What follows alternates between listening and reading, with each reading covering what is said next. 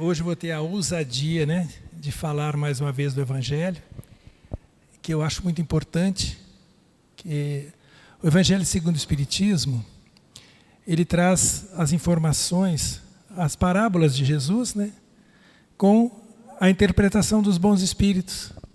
Então isso facilita muito para nós, porque a gente lê a Bíblia e nós temos que interpretar dentro do que nós conhecemos. Normalmente o nosso conhecimento não é assim muito grande não, né? Aí temos dificuldade de entender. Já o Evangelho segundo o Espiritismo, os espíritos pegaram as parábolas de Jesus e explicaram. Você não vai encontrar nele a parte histórica, somente as parábolas de Jesus. E o assunto hoje é: ninguém pode ver o reino de Deus se não nascer de novo. Nós vamos, na verdade, falar sobre a reencarnação. A reencarnação, ela era aceita por todas as religiões, né? E em um dado momento deixaram de aceitar por conveniências, interesses pessoais, uma série de coisas. Mas a doutrina espírita vem novamente, fez ressurgir a reencarnação. É o capítulo 4 do Evangelho segundo o Espiritismo. Ninguém pode ver o reino de Deus se não nascer de novo. Ressurreição e reencarnação. Nesse mesmo capítulo nós temos também os laços de famílias, são fortalecidos pela reencarnação e rompidos pela unicidade da existência. Na verdade, quando nós sabemos sobre a reencarnação, eu, por exemplo, hoje estou vivendo com um grupo de espíritos que eu já vivi em outra vida. Eu amo todos o meu grupo familiar. E eu sei, através dos ensinamentos dos espíritos, que eu vou reencontrar com eles numa próxima passagem na Terra. Então isso consola muito, isso une a gente, não é? Não adianta eu querer, mesmo aqueles que nós não temos muito apreço, né, nós vamos reencontrar do mesmo jeito. Então vamos acertar as contas aqui. Aquele irmão que não combina, aquela coisa, tem que acertar aqui. Não é, se você vai só adiar. Se você não acertar agora, na próxima você tem que acertar. Então vamos poupar tempo e trabalho, e na próxima a gente já voltar, né? Ok? Então vamos lá. Sobre a ressurreição e a reencarnação.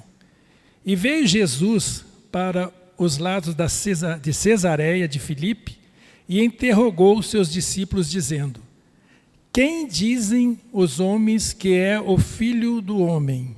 Ou seja, ele pergunta assim, quem que as pessoas estão falando que é Filho de Deus? Quem que está falando por aí, né? Quem é o Filho de Deus? Quem que eles falam que eu sou, né? Que é Ele. Aí eles responderam, uns dizem que é João Batista, mas outros que é Elias, e outros que é Jeremias, e alguns dos profetas. Disse-lhes Jesus, e vós, quem dizeis que eu sou? Respondendo, Simão Pedro disse. Simão Pedro, quem viu o Chosen, né? Ali ele retrata bem a personalidade dele, né? Tu és o Cristo, Filho de Deus, vivo. E respondendo Jesus disse, bem-aventurado és Simão, filho de Jonas, porque não foi a carne e o sangue que te revelaram isso, mas sim meu Pai que estás nos céus.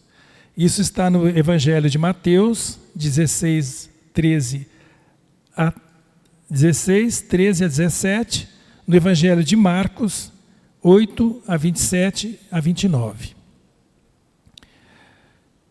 Aqui tem mais uma de outros evangelhos, né? E chegou Herodes, o tetrarca, a notícia de tudo o que Jesus fazia. E ficou inquieto, porque diziam uns, é João que ressurgiu dos mortos, e outros, é Elias que reapareceu, e outros, é um dos antigos profetas que ressuscitou. Então disse Herodes, eu mandei degolar João. Quem é, pois, este de quem ouço semelhantes coisas? E buscava ocasião de o ver. Isso está no Evangelho de Marcos 6, 14 a 15, de Lucas 9, 7 a 9. E após a transfiguração de Jesus, ele fala o seguinte: e os discípulos lhe perguntaram, dizendo: pois por que dizem os escribas que importa vir Elias primeiro? Mas Jesus respondendo disse: Elias certamente há de vir, e estabelecerá todas as coisas. Agora observem aqui, ó. Digo-vos, porém, que Elias já veio, e eles não o conheceram. Antes fizeram dele quanto quiseram. Assim também o Filho do Homem há de padecer nas suas mãos. Então compreenderam os discípulos que era de João Batista que Jesus falara. Ou seja, quando ele estava esperando Elias voltar, ele falou: já voltou. E mataram ele. Foi degolado, né? Então o que ele falou? Que Elias voltou na encarnação de João Batista. Está na Bíblia aqui, não sei o que estou. Tá? Isso aqui é uma cópia da Bíblia. Tá, ok? Então isso está em Mateus 17, 10 a 13. 17 e de 10 a 13. Marcos 9, de 10 a 12. Deixa eu ver se eu acerto aqui hoje. Todo dia é uma guerra.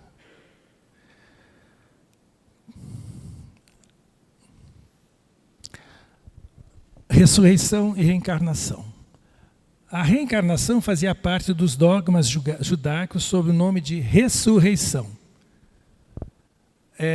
Na época de Jesus, chamava-se de ressurreição, a reencarnação. Hoje já está mudado um pouco.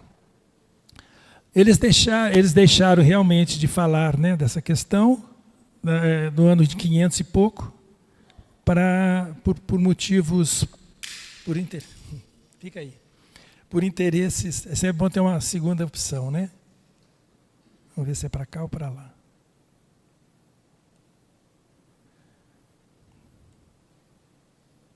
Um dia eu vou aprender isso aqui, vocês vão ver só. Acreditavam que o homem que viveu podia reviver sem entender, entretanto, de que modo isso poderia conhecer. Então eles... por favor, João. Se eu baixar aqui, eu não levanto. Obrigado. Se você montar, você me fala. Na época, eles acreditavam na reencarnação, mas não sabiam como é que era o mecanismo, como é que funcionava a coisa. Eles se imaginavam assim que... Eles ficavam pensando, tanto é que Herodes, né, questiona Jesus num certo momento, mas como é que pode uma pessoa, depois de adulto, voltar para o ventre da mãe? Obrigado. Voltar para o ventre da mãe. Então eles não conseguiam entender como é que acontecia esse processo. Para eles voltariam no mesmo corpo. Não é? Por isso a ideia da ressurreição. Tá? Isso vai ser esclarecido mais para frente. E agora, que lado que é mesmo? Volta. Designavam pela palavra ressurreição o que o Espiritismo chama mais apropriadamente de reencarnação. Então existe uma diferença entre ressurreição e reencarnação. A ressurreição, a pessoa ela volta a viver no mesmo corpo. Isso é a ressurreição. E a reencarnação, a pessoa volta num novo corpo, em outra vida. Então essa é a diferença entre a ressurreição e a reencarnação. Se cair, você está disposto a pegar de novo?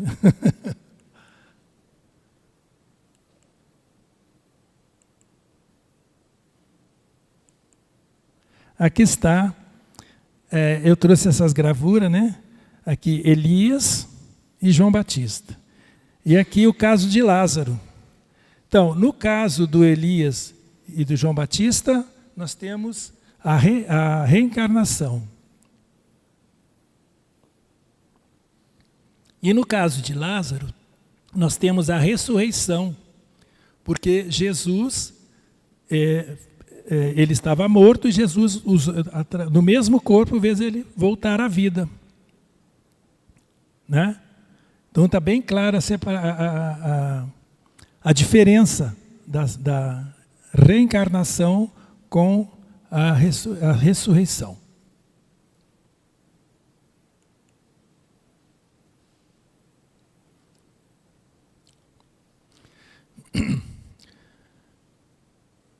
Jesus confirmou com toda a autoridade e colocou-a como uma condição necessária e disse. Ou seja, Jesus confirmou a reencarnação, não é? E colocou como uma condição necessária. E hoje, para a doutrina espírita, é um dos pilares da doutrina espírita, é a reencarnação. A reencarnação, a vida em outros planetas, entre outras coisas que a doutrina espírita, que são os pilares da doutrina espírita. Então, ninguém pode ver o reino de Deus se não nascer de novo. Certo? E insistiu acrescentando, não vos espanteis se vos digo que é preciso que nasçais de novo. Em outro momento ele fala isso. Então ele fala, ninguém pode ver o reino de Deus se não nascer de novo. Ele confirma, né? E ainda reforça, não vos espanteis se vos digo que é preciso que nasçais de novo. Essas são as evidências fortes, né, na Bíblia, em que Jesus fala da reencarnação. Porque na época não se usava esse termo. O termo reencarnação foi criado por Allan Kardec, para diferenciar da ressurreição. Então esse termo foi criado quando Kardec criou a doutrina espírita.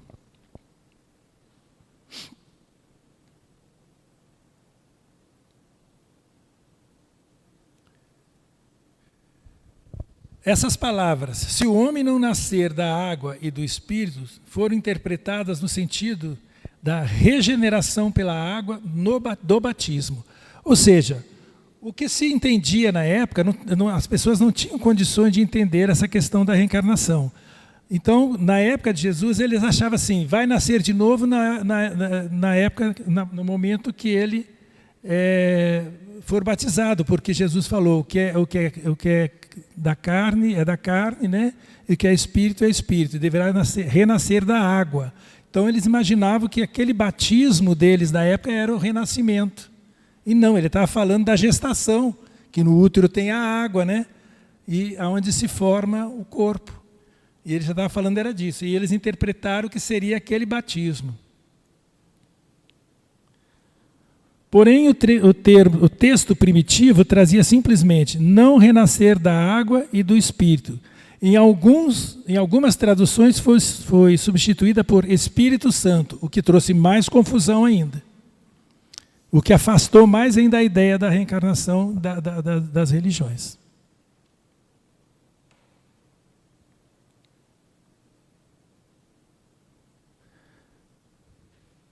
Na época, a água era um símbolo da natureza material, como o Espírito era de natureza inteligente.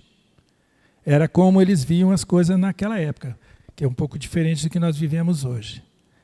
Essas palavras, se o homem não renascer da água e do Espírito, significam então, se o homem não renascer com seu corpo e alma, que seria o caso da reencarnação.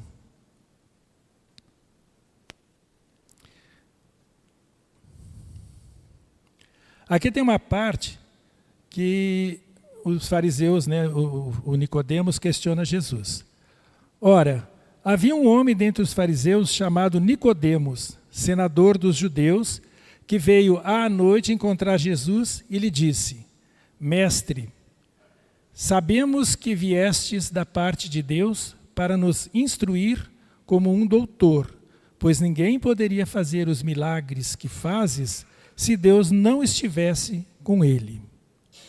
Jesus respondeu, em verdade vos digo, ninguém pode ver o reino de Deus se não nascer de novo. Mais uma vez Jesus confirma, né?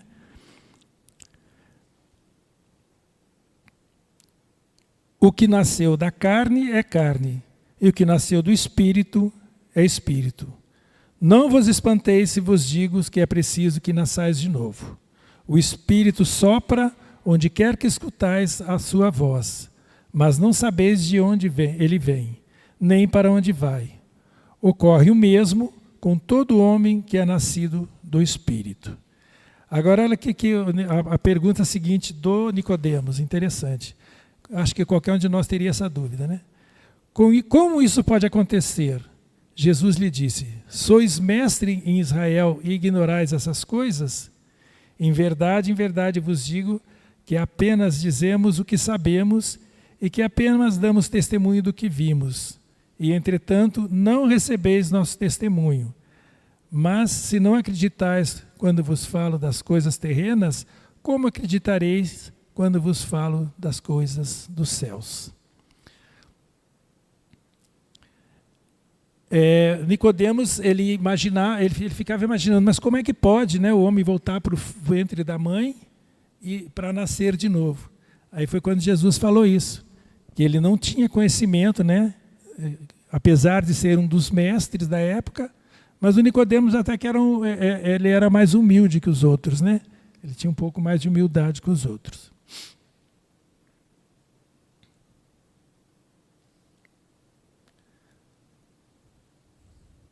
A mesma interpretação, aliás, é confirmada por essas palavras de Jesus.